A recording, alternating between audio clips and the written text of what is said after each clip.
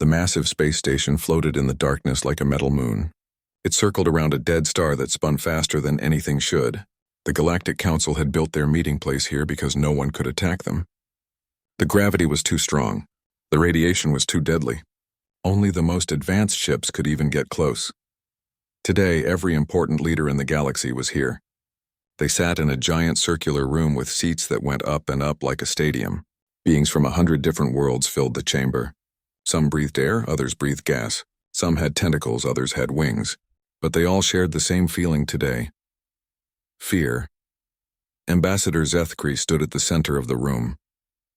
His blue skin looked pale under the lights. His forearms gestured as he spoke. Behind him, a huge screen showed images of a small yellow star far from their meeting place. "Fellow council members," Zethkri said. His voice echoed in the chamber. "We have a problem. A big problem." The screen showed a blue and green planet. It looked peaceful from space. White clouds swirled over continents and oceans. But the ambassador's next words made everyone lean forward. "This is Earth, home to the species called humans. 300 years ago, they could barely fly in their own atmosphere. Today, they have ships that move faster than light." Murmurs filled the chamber. Some creatures made clicking sounds. Others hummed low notes. Dr. Vexthal, the council's chief scientist, stood up. Her insect-like head tilted as she spoke. "The numbers are clear," she said. "What takes normal species 10,000 years to learn, humans master in 50 years. They go from using simple tools to building quantum computers in the same time it takes most species to discover fire."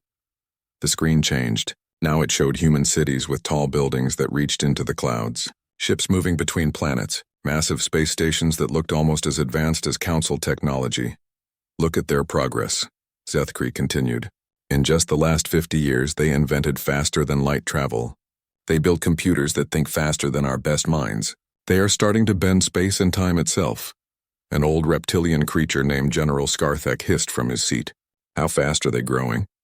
Dr. Vexthal touched a device on her wrist. Numbers appeared on the screen. "If they continue at this rate, they will be more advanced than all of us combined within 50 years. In 100 years, they could challenge the entire council." The chamber fell silent. For thousands of years, the Galactic Council had kept peace by making sure no single species became too powerful. They had rules. They had limits. They had ways to stop anyone who grew too fast. But humans had grown too fast to stop with normal methods. Council leader Mortanus stood up slowly.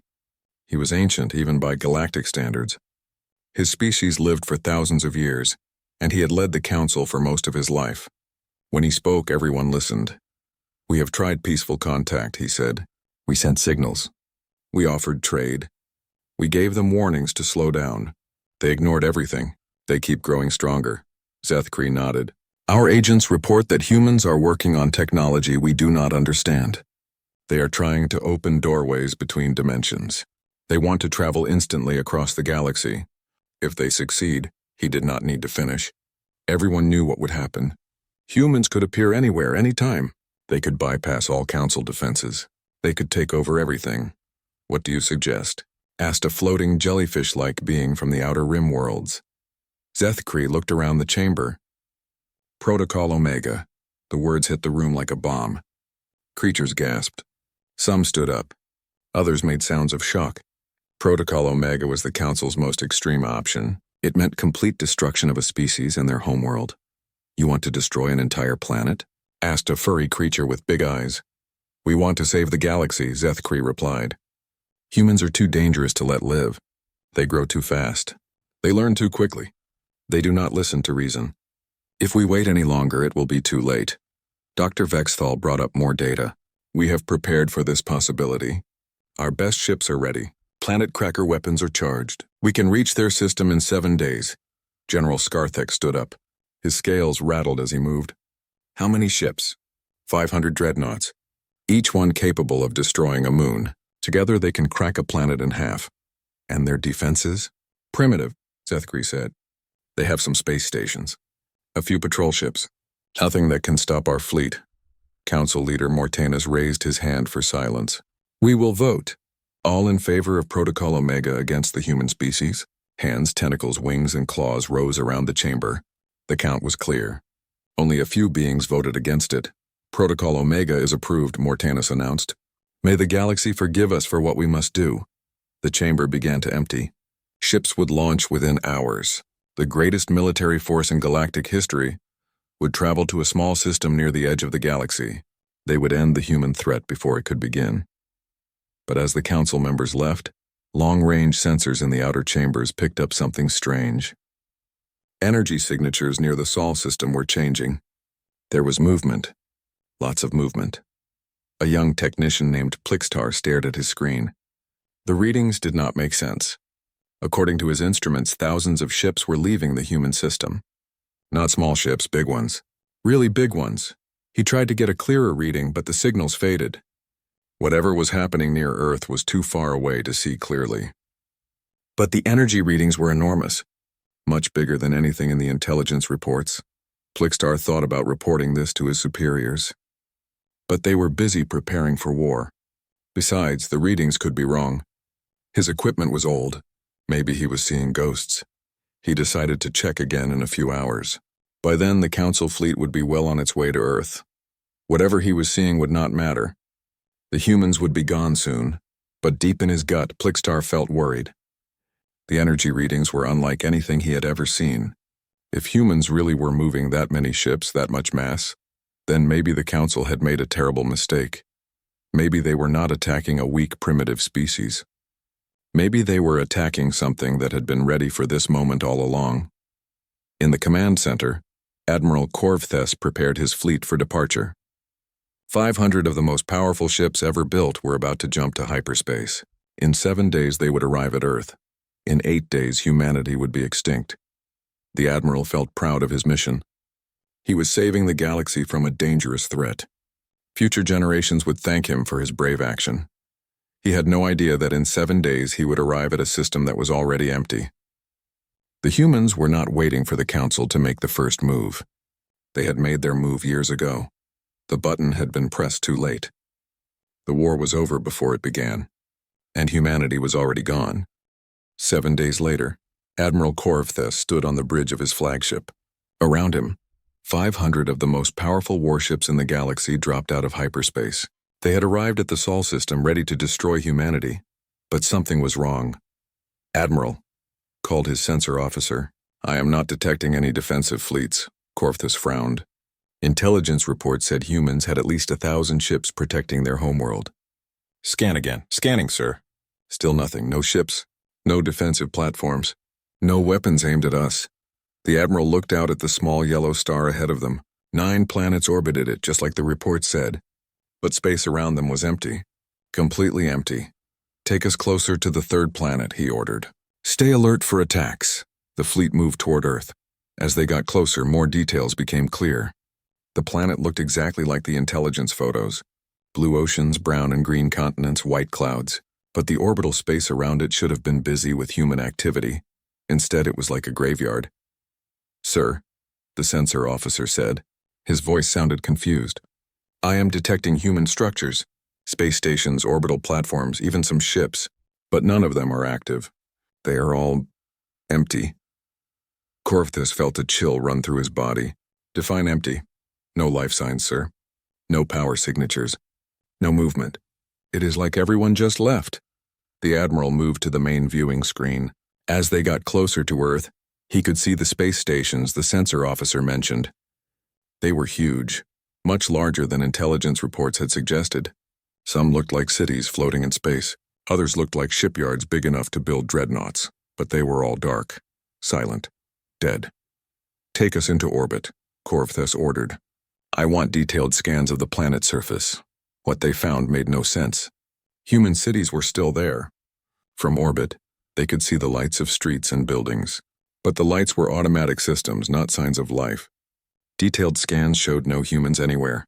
Not on Earth, not on their moon. Not on Mars, where intelligence said they had built colonies. 12 billion humans, whispered Dr. Vexthal, who had joined the fleet as a scientific observer. Where did 12 billion humans go? The Admiral had no answer. In all his years of military service, he had never seen anything like this. It was as if an entire species had simply vanished. "Sir," called another officer, "I am detecting some unusual readings from the dark side of their moon." "What kind of readings?" Large structures built into the surface. They look like launch bays, sir.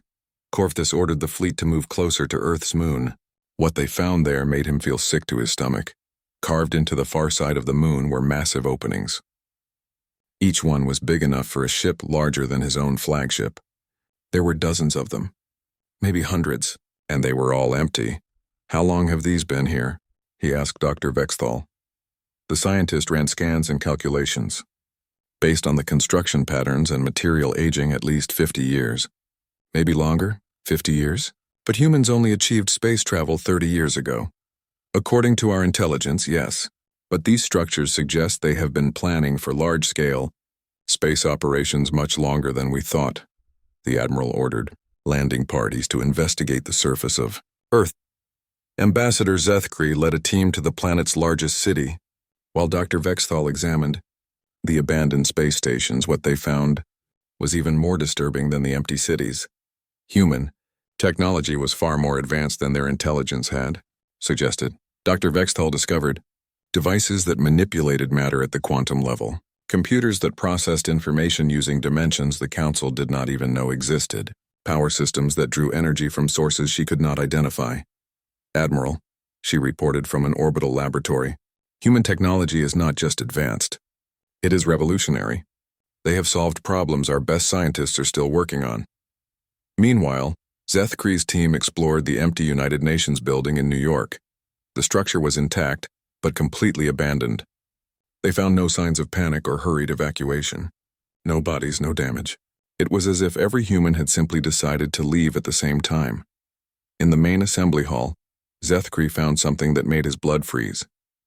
On the central display screen, a message was still showing. It was written in perfect galactic standard, the official language of the Council that humans should not have known.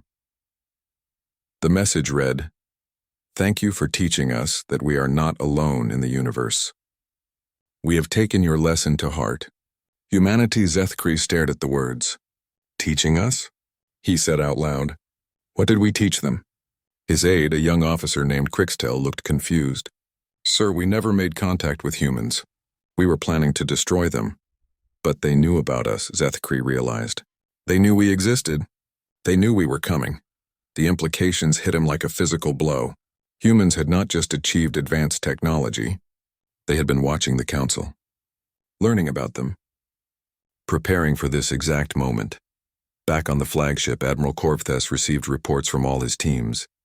Every human settlement was empty. Every space station was abandoned. Every colony was deserted. But there were no signs of struggle or disaster. The humans had left voluntarily. All of them. At the same time. "How is this possible?" he asked Dr. Vexthal when she returned to the ship. "Based on what I found, they have transportation technology we do not understand. They can move massive numbers of people and ships instantly across vast distances. They did not just evacuate their planet, Admiral. They evacuated their entire species, but where did they go?" Dr. Vexthal brought up star charts on the main screen. "That is the real question.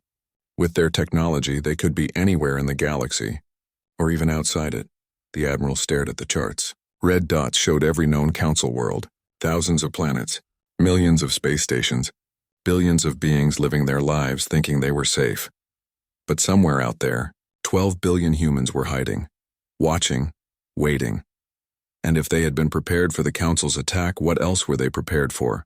"Sir," called the communications officer, "I am receiving a priority message from Council headquarters." "Put it through." The face of Council Leader Mortanus appeared on the screen. The old leader looked worried. "Admiral, report your status." "Mission accomplished, sir," Corvus said automatically. Then he paused. "Sort of." "Explain." "The humans are gone, sir. All of them. They evacuated before we arrived." Mortanus leaned forward. "That is impossible. Our intelligence said they had no warning of our approach." "With respect, sir, our intelligence was wrong about many things. Human technology is far more advanced than we thought, and they seem to have known about us long before we decided to attack them." The Council leader was quiet for a long moment. When he spoke again, his voice was grim. "Admiral, return to base immediately. We need to discuss this situation with the full Council." "Yes, sir." As the connection ended, Admiral Corvus looked out at the empty Earth one more time. Somewhere in the galaxy, 12 billion humans were starting a new life. They had resources, technology, and knowledge the Council had never imagined. The mission was supposed to eliminate a threat. Instead, it had revealed that the threat was much bigger than anyone had realized. And now, the humans knew the Council was willing to commit genocide. They would not forget that lesson. 3 months had passed since the failed mission to Earth. The Galactic Council had tried to return to normal operations, but normal was becoming impossible to define. Strange things were happening across Council space. Captain Yixmar commanded a patrol ship on the Outer Rim territories. He had been doing routine scans of empty space when his sensors detected something impossible. "Contact bearing 27 Mark IV, reported his sensor officer. "What kind of contact?" "Unknown, sir. It appeared for exactly 3 seconds, then vanished." Yixmar frowned. "Engine signature?" "No engine signature. No energy output. No mass reading. But something was definitely there." This was the 5th such report Yixmar had filed in 2 weeks. Each time, his sensors detected something that should not exist, then lost it almost immediately. Command kept telling him to ignore the readings. "Probably sensor ghosts," they said. "Equipment malfunctions." But Yixmar was not convinced. On the mining world of Kethvar, Supervisor Noltek faced a different kind of mystery. Her mining crews worked around the clock to extract rare metals from the planet's crust. The operation used the most advanced equipment the Council could provide, but lately the equipment kept getting better. Supervisor called her chief engineer. "The quantum drills are running at 150% efficiency again." "That is impossible," Noltek replied. "Maximum efficiency is 100%. That is how they are built." "I know, ma'am. But look at the readings yourself." Noltek studied the data. The drills were indeed working far better than they should.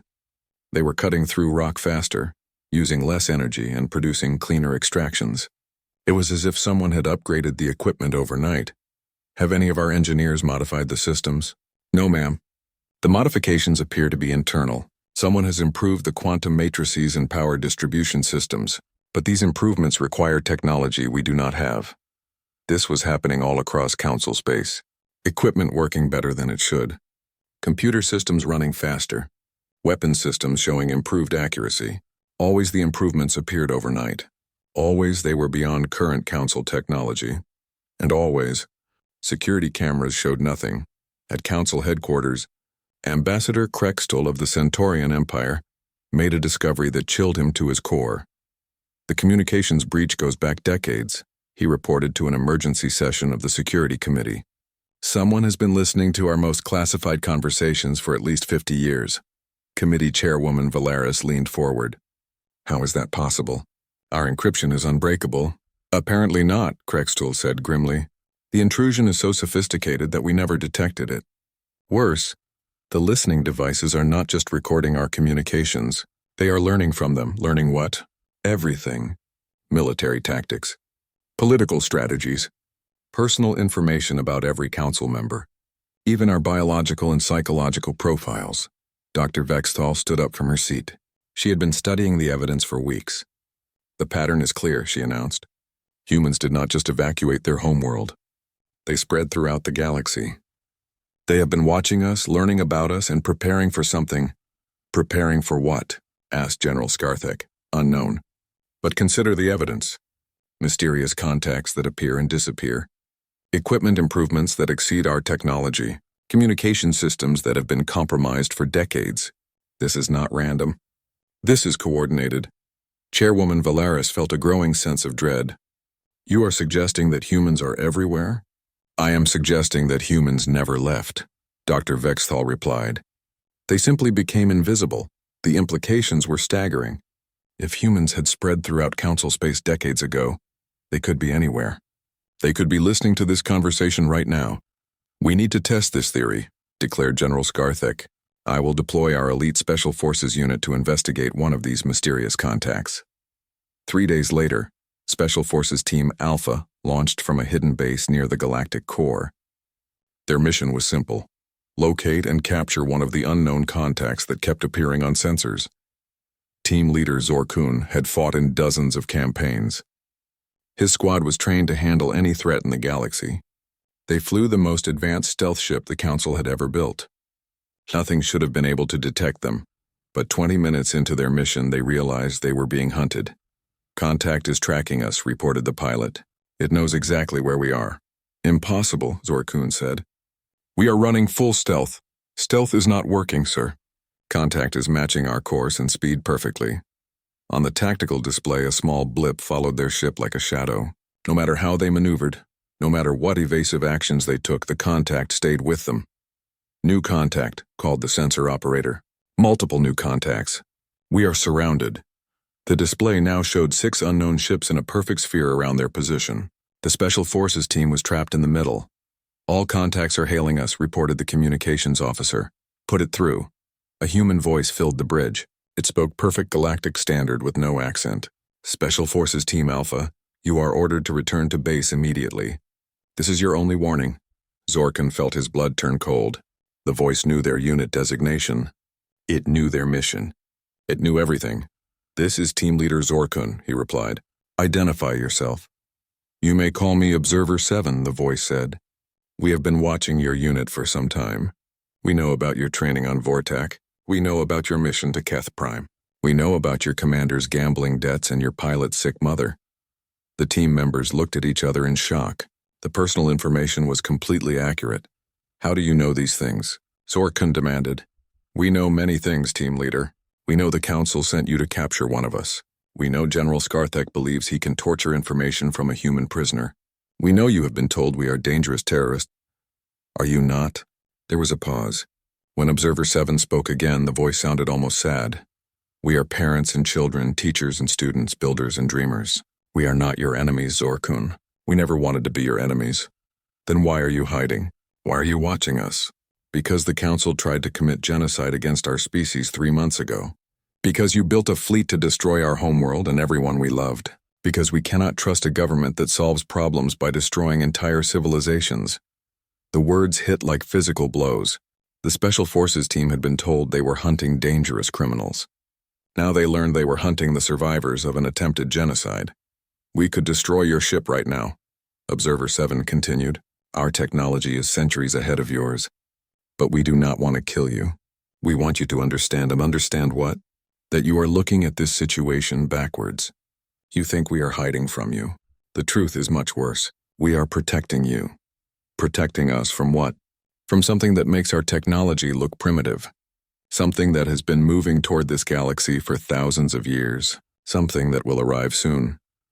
Before Zorkun could ask more questions, the human contacts vanished. His sensors showed empty space in all directions. But a new message appeared on his communication system. "Tell the Council that we tried to do this quietly. We tried to prepare without causing panic. But your attack on Earth has forced us to reveal ourselves. Now we must work together or we will all die together. The real war is coming." Team Alpha returned to base in silence. Their report would change everything the Council thought they knew about humans. But by then, it might already be too late to change anything else. In the depths of space, Observer 7 closed the communication channel and looked at the star charts surrounding his hidden command center.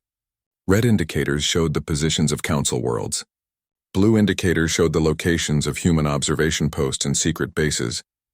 But at the edge of the galaxy, something else was moving.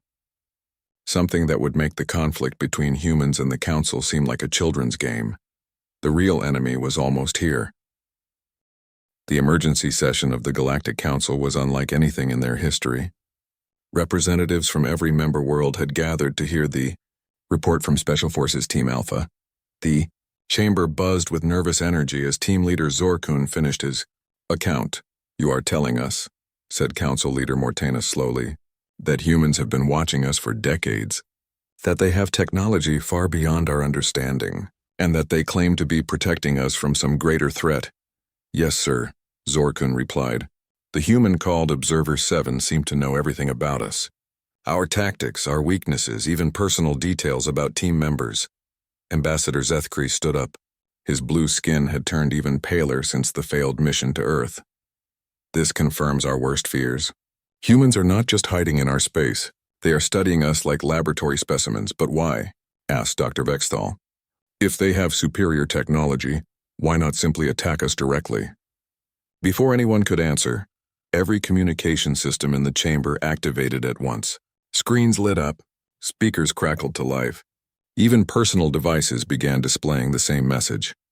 A human woman appeared on the main display. She looked middle-aged with gray hair and kind eyes. She wore a simple uniform with no rank insignia. When she spoke, her voice was calm and confident. "Members of the Galactic Council," she began. "My name is Admiral Sarah Chen, representing the Human Coalition. I apologize for interrupting your session, but recent events have forced us to make contact earlier than planned." The chamber erupted in chaos. Security officers drew weapons. Technicians tried to cut the communication feeds, but nothing worked. The human transmission continued without interruption. "Please do not waste time trying to trace this signal or block this transmission," Admiral Chen said with a slight smile. "We control your communication systems now. We have controlled them for quite some time." Council Leader Mortanis raised his hand for silence. "What do you want, human?" "To prevent a catastrophe," Admiral Chen replied. 3 months ago, your fleets arrived at Earth planning to destroy our homeworld. You found it empty because we had been preparing for that moment for over a century. "Impossible," declared General Skarthek. "Humans only achieved space travel 30 years ago." Admiral Chen's expression grew sad. "General, your first mistake was believing your own intelligence reports. Your second mistake was thinking we would ignore the obvious signs that a galactic government existed." She gestured, and the display changed to show historical images. Radio telescopes on Earth, massive antenna arrays, deep space monitoring stations. We detected artificial signals from space in 1967. By 1975, we had decoded enough of your communications to understand basic galactic standard. By 1990, we knew about the Council, its membership, and its policies toward developing species. The implications hit the chamber like a physical force. Humans had known about the Council for decades before achieving interstellar flight. "You have been watching us since before we knew you existed," Admiral Chen continued. "But we have been watching you since we first learned to listen to the stars. The difference is that we learned to be invisible." Dr. Vexthal stood up. "You claim to be protecting us. From what?" Admiral Chen's expression grew grim. "Show them," she said to someone off-screen. The display changed again. Now it showed deep space sensor readings, energy signatures unlike anything the Council had ever seen, movement patterns that suggested massive objects traveling between galaxies. "We call them the Devourers," Admiral Chen said. "We discovered evidence of them during our early expansion beyond the Sol system. They consume entire galaxies, strip mining them for resources before moving on to the next target." She showed images of dead solar systems, planets cracked open like eggs, stars that had been drained of energy, entire sections of space that looked like cosmic graveyards. "These images come from the Magellanic Clouds, the small galaxies closest to our own. The Devourers finished consuming them approximately 50,000 years ago. Since then, they have been traveling through the void between galaxies." "Where are they now?" asked Council Leader Mortanis. "Approximately 6 months away from the outer rim of our galaxy. Their advanced scouts have already begun probing our defenses." The chamber fell silent. The magnitude of the threat was beyond anything they had imagined. Admiral Chen continued. "This is why we evacuated Earth. Not to hide from you, but to spread throughout the galaxy and prepare defenses. Every human family that left their homeworld became part of a vast early warning network. Why did you not contact us openly?" demanded Ambassador Zethkri. "Because your first instinct when encountering a rapidly advancing species was to try to destroy them," Admiral Chen replied bluntly. "We needed time to prepare, time to build defenses, time to develop weapons that might actually work against the Devourers." General Skarthek leaned forward. "What kind of weapons?" "The kind that exist outside normal spacetime. The kind that can unmake matter at the quantum level. The kind that your current technology cannot even detect, much less defend against." To prove her point, the lights in the chamber dimmed. Then every piece of Council technology began displaying impossible readings. Weapon systems that had been perfectly functional moments before now showed 0 power. Defensive shields that should have been impenetrable registered as completely offline. "We could have disabled every system in this chamber from the moment you arrived," Admiral Chen said. "We could have taken control of your ships, your space stations, your planetary defenses. But destruction was never our goal." The lights returned to normal. All systems came back online. But the message was clear. Humans had been in complete control the entire time. "What is your goal?" asked Dr. Vexthal. "Survival. For all of us." Admiral Chen showed new images on the display. Human ships unlike anything the Council had ever seen. Vessels that seemed to bend light around them. Weapons platforms that floated in dimensions the eye could not quite focus on. "We spent the last 3 months preparing a defense grid around the galaxy. Automated systems that can detect Devourer scouts.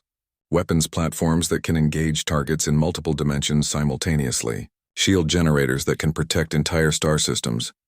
"You did all this in 3 months?" asked Dr. Vexthal. "We did all this in the last 100 years, Admiral Chen corrected.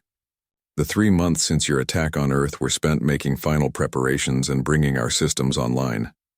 She paused, looking directly at Council Leader Mortanis.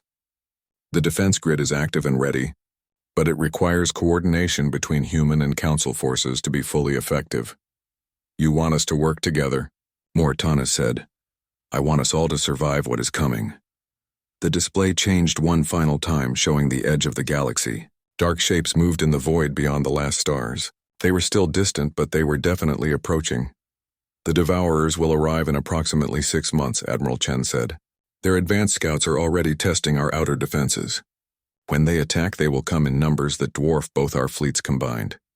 She looked around the chamber, making eye contact with as many Council members as possible. "You have a choice to make. You can continue to see humans as a threat to be contained. You can try to fight us while the real enemy approaches, or you can accept that we are all in this together." "What happens if we refuse?" asked General Skarthek. Admiral Chen's expression grew cold. "Then you will face the Devourers alone, and you will lose. And billions of innocent beings will die because their leaders were too proud to accept help." The transmission began to fade. "We will give you 48 hours to decide.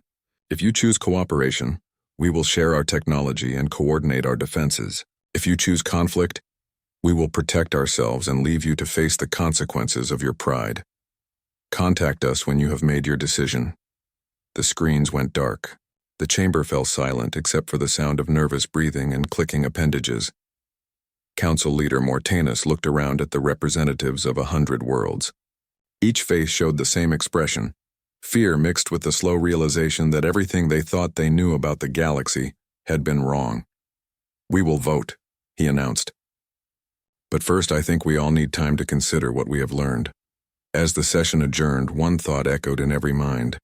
The galaxy was about to face its greatest test. And humanity, the species they had tried to destroy, might be their only hope for survival. The vote took 36 hours. When it was finished, the Galactic Council had agreed to work with humanity by the narrowest margin in their history. But before the alliance could be tested, the real enemy arrived early. Admiral Korfthus was commanding a patrol fleet near the galactic rim when his sensors detected the impossible. Space itself was being torn apart. "Admiral," called his sensor officer, her voice tight with fear. "I am reading massive energy distortions at the edge of our sensor range." "Define massive." "Sir, the energy output is equivalent to an entire star going supernova." "But it is not a star. It is something else." On the main display, space began to change. What had been empty void moments before now showed a growing darkness. It was not the absence of light, but something that seemed to absorb reality itself. "Contact Council Command," Korfthus ordered. "Tell them the outer rim is under attack by unknown forces." But before his communications officer could send the message, something emerged from the darkness. The ship that appeared was larger than any structure the Admiral had ever seen. It was not built like Council vessels, with sleek lines and efficient designs. This thing looked like it had been grown rather than constructed. Its surface writhed with organic-looking patterns that hurt to look at directly. "Admiral," whispered his tactical officer, "I am reading 17 more contacts, all the same size. 18 ships, each one large enough to carry 1 million crew members, and they were heading directly toward Council space. Open a channel," Korfthus ordered. "Unknown vessels, this is Admiral Korfthus of the Galactic Council. You are entering restricted space. Please identify yourselves." The response came not as words but as images burned directly into every mind on the bridge. Visions of galaxies stripped bare, worlds cracked open and drained dry. Billions of beings consumed by machines that converted matter into energy with perfect efficiency. Then the images stopped, and a voice spoke. It was not transmitted through the communication system. It came from inside their heads. We are the final solution to the problem of existence. We convert chaos into order. We transform wasteful biological matter into useful energy. Your galaxy will serve this purpose. Admiral Korvthus tried to respond, but his ship was no longer under his control. Every system had been taken over by the alien intelligence. His engines shut down. His weapons powered off. His life support systems began to fail. "Admiral," gasped his communications officer, "I am receiving a priority transmission from Admiral Chen." "Put it through." The human appeared on the screen just as the bridge began to fill with toxic gas from the failing life support. She looked grim but determined. "Admiral Korvthus, this is Admiral Chen. We are detecting devourer forces in your area. Evacuation ships are en route to your position." "Evacuation ships? We are a military fleet. We do not retreat. Admiral, your weapons cannot hurt them. Your shields cannot stop them. Your only choice is to evacuate your crews and let us handle this." Korvthus wanted to argue, but his ship was already dying around him. The devourer vessel was draining energy from his entire fleet without even trying. "Evacuation ships arriving now," Admiral Chen announced. Space around the Council fleet began to shimmer. Human ships appeared from nowhere, materializing like ghosts becoming solid. But these were not the primitive vessels from the intelligence reports. These ships moved through dimensions the Admiral's eyes could not quite track. The human evacuation vessels docked with Council ships just as life support failed completely. In minutes, thousands of Council crew members were transferred to safety. The Admiral found himself standing on a human bridge, breathing human air, watching human technology in action. "Status report," Admiral Chen said to her crew. 18 devourer ships confirmed, reported a human officer. "They are beginning harvest operations on the Outer Rim systems. Time to full fleet deployment?" 6 hours, Admiral." Admiral Chen turned to Korvthus. "Admiral, I need you to contact every Council fleet in the galaxy. Tell them to fall back to the secondary defense line. Do not engage the devourers directly." "We cannot simply retreat," Korvthus protested. "There are colonies in those systems. Billions of lives." "The colonies have already been evacuated," Admiral Chen said gently. "We began moving people 3 days ago, when our sensors detected the devourers had entered the galaxy." 3 days ago? "But we just detected them now. Your sensors can only see them when they want to be seen. Our sensors work differently." On the main display, the human officer brought up a tactical view of the entire galaxy. Red dots showed devourer positions. Blue dots showed human fleet positions. Green dots showed Council forces. The scope of human preparation was staggering. They had ships positioned in every sector. They had evacuation routes planned for every inhabited system. They had defense platforms in places the Council did not even know existed. "How many ships do you have?" Korvthus asked. "Enough," Admiral Chen replied. "The question is whether we have enough time." The battle began 6 hours later. Admiral Korvthus watched from the human command center as forces beyond his imagination clashed in space. The devourers came in waves. First dozens, then hundreds, then thousands of the massive organic ships. They moved like a plague across the galaxy, consuming everything in their path. But humanity was ready. Human ships appeared from hidden dimensions, striking at the devourers with weapons that existed outside normal physics. Instead of trying to destroy the alien vessels, human weapons simply made them stop existing. Matter was converted back to energy, then dispersed across multiple dimensions. "How are you doing this?" Dr. Vexthal asked. She had been evacuated from a research station and now stood beside Admiral Korvthus. A young human technician overheard the question. "We learned to fight in 11 dimensions," she said simply. "The devourers only know how to exist in 3. The battle was not easy.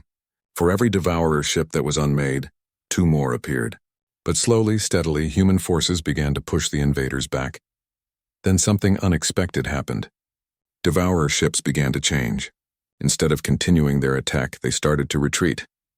"Status report," Admiral Chen called. "Devourer forces are withdrawing to the Galactic Rim," her tactical officer reported. "They appear to be confused." "Confused?" "Yes, ma'am. Their formation patterns suggest they do not understand what happened to their destroyed ships. They are regrouping to reassess the threat." Admiral Chen smiled for the first time since the battle began. Good, that gives us time to prepare the next phase. Next phase? Asked Admiral Corvthes. Phase 1 was defense. Phase 2 is showing them that this galaxy is not worth the effort.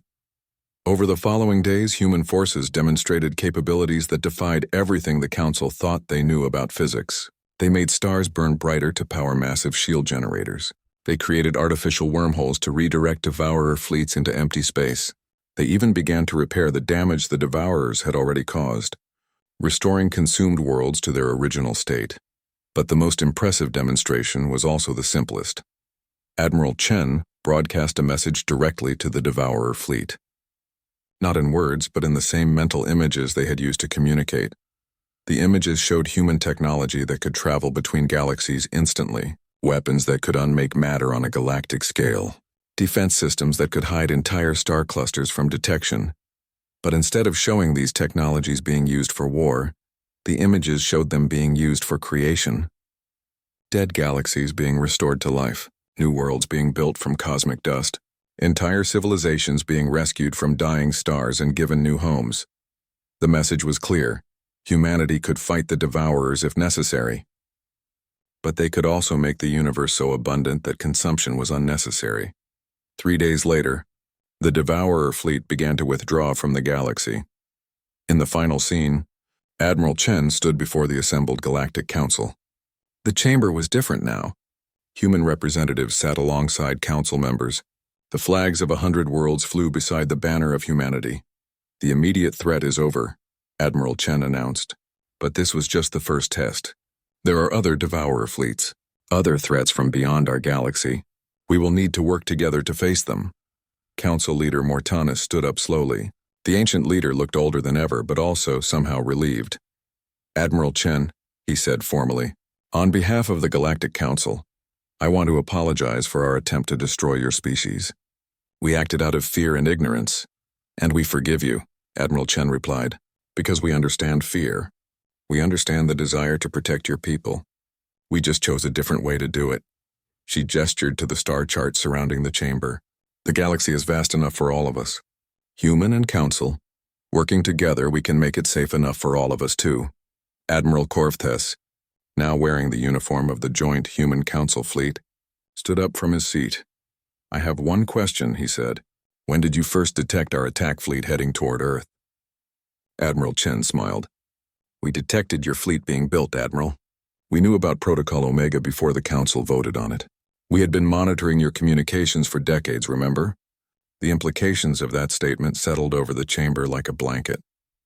Humanity had not just been prepared for the Council's attack,